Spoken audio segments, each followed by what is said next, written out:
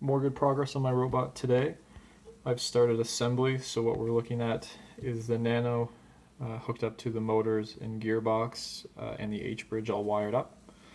The motors I've used hot glue to hold in place in the collar, and the two breadboards are simply held on by nails so that I can pull them up when I need to. The whiteboard didn't have any screw holes, so I ended up drilling some new holes for it, but not too bad. So I'm still left with quite a few pinouts on my Nano, so I should be able to hook up some sensors fairly easily. The whole thing's powered by two 9 volts. The Arduino's hooked up to a 9 volt, and the H-bridge is hooked up to a 9 volt, so the motors are running on 9 volt as well. If you followed any of my postings, you know that I've had some issues with powering the H-bridge in regards to what's the most efficient way. Because of dropout voltage, it seems like the 9 volt is the most efficient way for me right now without introducing voltage regulators and a myriad of other issues.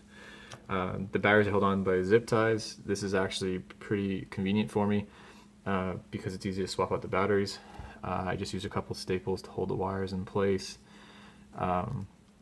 And you can see the nails kind of protruding through the collar here.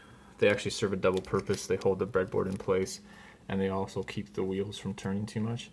I haven't screwed down the other side of the block for the casters just because I wanted to see if it would work without me having to do that. So far, so good.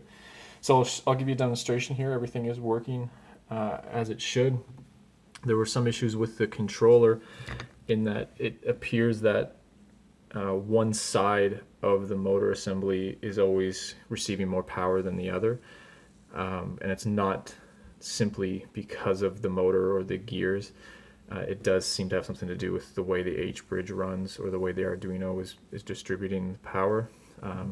So what I've done is it'll now power one side, delay, and then power the other. So basically it scuttles along, but it does this quick enough that it appears to be a pretty fluid motion. I did read about the H-bridge a little bit more, and it seems to be a common problem that you can get it to work on two motors simultaneously, but don't expect it to really work in a straight line or be very accurate, which is fine by me. I don't need too much accuracy. So let's see if I can get this thing to work with one hand.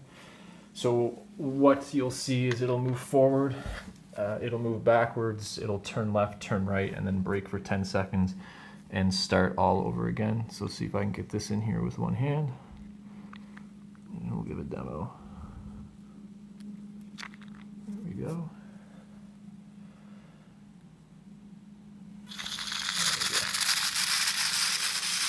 Forward, backwards, turning,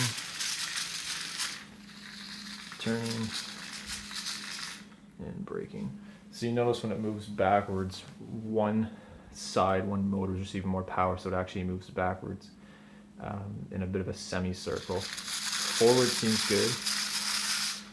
Backwards, you see we get it turning some, and then twisting's working pretty well, but you even see one side seems to have more power than the other on the other way. So all in all, really good progress for me here.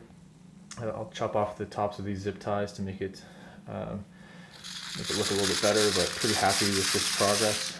I think before I reintroduce the ball, I'll work on some sensors to see if I can get those working before I'm working with the small ball. So stay tuned for more progress.